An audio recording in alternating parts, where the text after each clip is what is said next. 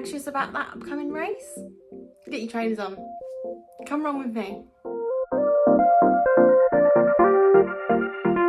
Hey guys, it's Lucy. If you've been to my channel before, come on in, get your trainers on, you know the drill. And if you're new to my channel, quick introduction. I'm Lucy. I've been on a running and weight loss journey since February 2020. When I began my journey, I weighed 230 pounds. I could not run for more than 30 seconds. I looked all over the internet to try and find someone who'd been in the position that I'd been and turned things around and become a marathoner. Unfortunately, I couldn't find that relatable, honest person who had got from where I was to where I wanted to be. So I've decided to make the content that I needed to see way back then. I've lost a lot of weight, I've ran a lot of miles. So if this is the kind of content that you think you need, make sure to hit that subscribe button and let's get into it. The plan today is going to be trying to be out and running for 2 hours, and I want to complete 10 miles. I'm either going to run 10 miles and end it there, or I'm going to run 2 hours and end it there, whichever comes first. I had a comment recently on one of my videos and I've decided to make an entire video because this is a subject that I think is going to be quite helpful for other people. She asked me about if I hesitated booking events and was asking if it took courage for me to run my first marathon. The answer to that is yes. My answer to that is going to be long and drawn out. I have lots of experience when it comes to anxiety and hesitation for booking, doing races, imposter syndrome. We're going to cover the lot today. I'm going to be talking about my experience and what I've been through in the hopes that this is going to help someone watching. Anyway, enough chit chat. Let's go and run, shall we?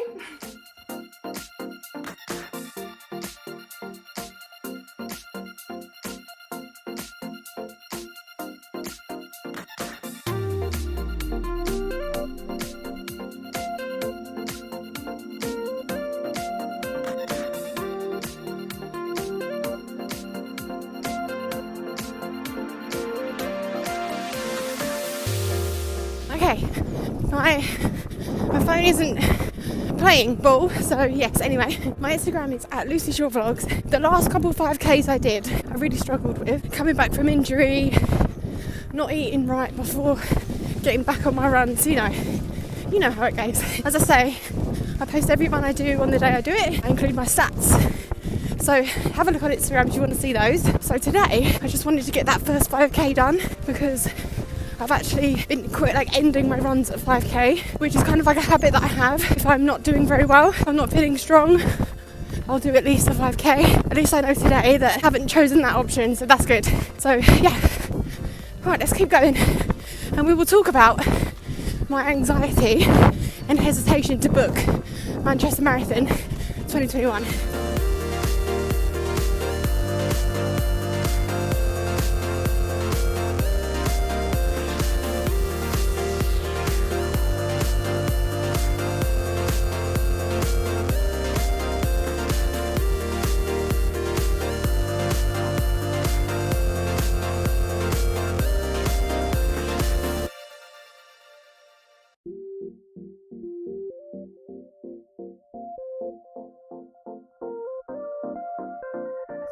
Okay, we're just over 5 miles done, which means technically we're halfway there and we're not quite an hour yet, so I'm tempted to do, instead of what comes first, I'll do what comes last. To be honest, I don't think there's going to be a lot in it, but there we go. I'm a bit annoyed with my phone because the camera, I don't know what's recording and what's not. I keep checking the footage and it keeps cutting me out and it's just not behaving today. But I do want to talk about the subject in this video because I think it's really important. Right, let's find somewhere quiet and we'll have a chat. Okie dokie, found somewhere quiet. We're going to have a walk break together just so I can actually focus on what the camera's doing. I'm going to specifically talk about Manchester Marathon 2021 and the hesitation and the courage that it took me to actually book that race. Towards the back end of 2020, I'd made a friend at an event and she doesn't know I'm going to be talking about her, so I'm not going to say her name. I'm going to call her Ultra Runner because that's what she is now. So I met Ultra Runner and she had booked Manchester Marathon 2021 on the back end of 2020. And this was during a time when it was, all the lockdowns and things. I wasn't considering booking a marathon. At that point, the furthest I'd ran was a 10K And then in the beginning of 2021, I pushed it to 9 miles. That was my marathon. That was incredible. I couldn't believe I'd achieved that. Now, talking to my husband, he wanted to book a marathon because he wanted to go for a sub 3 hour for 2021. Because of the lockdowns and all the restrictions and things, he wasn't sure about booking things because races were getting cancelled left, right and centre. There was no guarantee that you would actually run the race that you booked. You all know, we're all in the same boat. But once he found out that Ultra Runner found the confidence in Manchester Marathon and booked it, gave him the confidence to say, okay, if she thinks that's going to go ahead, then, you know, I'm going to think it too. He kept saying to me, no, you could do it, there's still places available. My instant response was, no way, I can't do that. But he planted the seed. That's basically the story of what got it in my head to run Manchester Marathon. But I cannot tell you the feeling of anxiety and the stress that was inside when it came to actually booking it. I got into the habit of going on the website and looking all the time to see if there were still spaces. Obviously there was every single time. I kept checking, how much is it? Do you get a t-shirt? Do you get a medal? Of course you get a medal. Well, actually, to be fair, some races they don't give you medals, so always check if you're after the medals. It took me months and months and months of my husband looking at me saying, are you going to do it? Are you going to do it? There was also, I think there was also like the price is going to go up on a certain date if you don't book it. Obviously I didn't want to pay more. My anxiety was, I'm going to be there. There's going to be 4 of us at the end. I don't want to be the only one without the medal. I don't want to be the one that's creamed in. And out of the 4 of us, who is going to be the one not to finish? It's going to be me. 3 of them had been running longer than I had. And obviously you guys know the position I'd started in. The anxiety actually kept me up at night, but to be honest, in my mind I thought, surely this means I have to do it. If it's making me this anxious and I'm this hesitant, it means I care. It means I want it enough to be scared to fail. And too long in my life, scared to fail side of me run the game. But it was time for courage to step up and book that marathon. Now, what happened was, there was a certain date where the price was going to go up, and I booked the marathon at midnight, or just before midnight of the day that that the prices were going up. I was laying in my bed, pitch black. My husband was asleep. I'd been looking at my phone all night for hours, hesitant, hovering over that button. And I just thought to myself, let's just do this. So the fact that I felt absolutely petrified to even book and pay for that race, I mean, I can't be the only one. I felt freaked out, I panicked, I wanted it so bad, but I just didn't want to fail. The fact that it was going to be an official race, there's going to be loads of people there. Manchester Marathon is a big race, one of the bigger marathons here in England, and I was petrified. It took a lot of courage, it took a lot of talking to myself back and forth. I was arguing with myself in my head. I was hearing my friend and my husband planning what they were going to do for their race, and I just didn't want to be stood on the sideline watching when I knew on the day I would be watching the race, cheering all of these guys on, and just wishing I'd booked it and wishing I'd gone and done it. And that was another argument that I had with myself. You're gonna want to do it. You're gonna regret not doing it. But it still took a lot of courage for me to actually get on there and book myself in. Right, let's get going because I've stopped for too long and I've still got another 5 miles to get through. So let's go.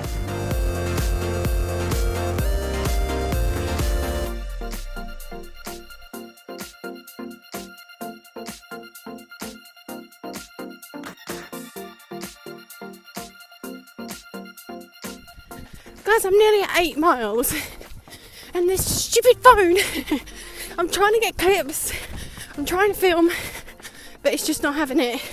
I don't know how this video is going to turn out, but it's so annoying when you run nearly 8 miles and you just don't have the clips that you've worked hard to get. Anyway, I should have been a stay-at-home vlogger, watch the telly with me kind of videos.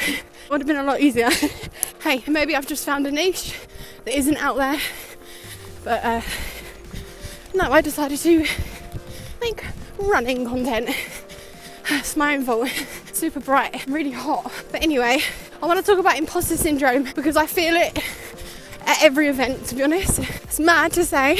So I know that some of you look at me and you look at my runs and That's what you're aiming for. So you probably think, well, I deserve to be there. Imposter syndrome does not discriminate, no matter who you are. When I was running Manchester Marathon, I entered the athletes village pre-race with my bib. I looked around, I was the biggest person there. I felt like a fraud. I was nervous. I didn't hype myself up very well. Felt like people were judging me. I had a blue bib on, which meant I was part of the slower group, and that gave me anxiety. But I would rather be part of the blue group running the whole marathon than with no bib at all on the sidelines, convinced I can't do that. Not believing you can is hard. Getting it done is hard. Choose your hard. You've got this. The thing that I had was I had so much doubt in myself. In the beginning, I had doubt that I could do it. Then I had doubts that I didn't look like I was fitted in. I was too big. And then when I achieved the goals that I wanted to achieve, hit the milestones, then I felt, well, I'm too slow.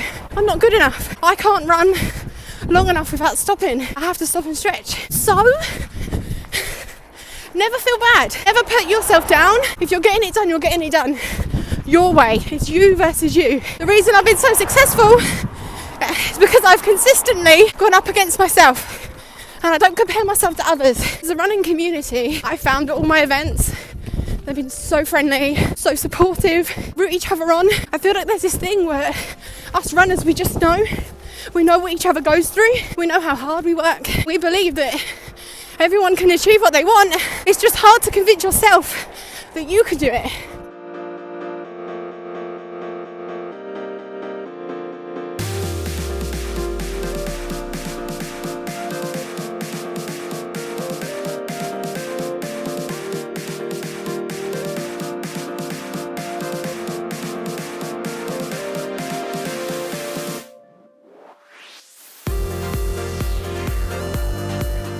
One more mile. I know I said I'll do 10 miles or 2 hours, whatever comes last, but hey, I'm sticking with the original plan. What comes first? Right, that's 10 miles. I know, I can hear you in the comments already. Just do the 2 hours. Got ya. I've already done 2 hours. Yeah, the issue I was having was my camera wasn't getting clips, so I got to 10 miles. I stopped the watch, thought about what I was doing with my life, and thought, you know what, I've got like 8 minutes. You can run another 8 minutes. So I've got 10.6 miles done. I know what you're thinking. I'm thinking the same thing. Should we round it up to 11? I'm feeling good. Okay, let's go. Let's do 11.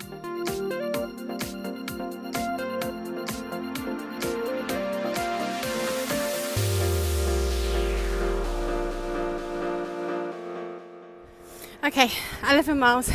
We did it, guys. Absolutely smashed it. I'll be honest, I could go further today. I feel really good. You guys are awesome for coming along as well. It really does make me feel less alone when I film Run With Me's. I really love it. The problem is I still can't get over the anxiety of filming in front of people. People stare. 11 miles, absolutely done. When it comes to imposter syndrome, I think the best way to look at it is, if you have imposter syndrome, that means you're out of your comfort zone. It means you're trying to improve. You're doing something you wouldn't normally do. You're doing something you wouldn't have pictured yourself doing. So if you're in a position where you feel like you're an imposter and you shouldn't be there, maybe that's exactly where you should be. That's how I look at it anyway. You guys are amazing. I really hope that this edits together nicely. I hope I've covered enough. I hope I've said enough. I'm just going to stop rambling now. Hit the like button because you know I deserve it. I just ran over 2 hours. And guys, I will see you soon for some more updates. Bye guys.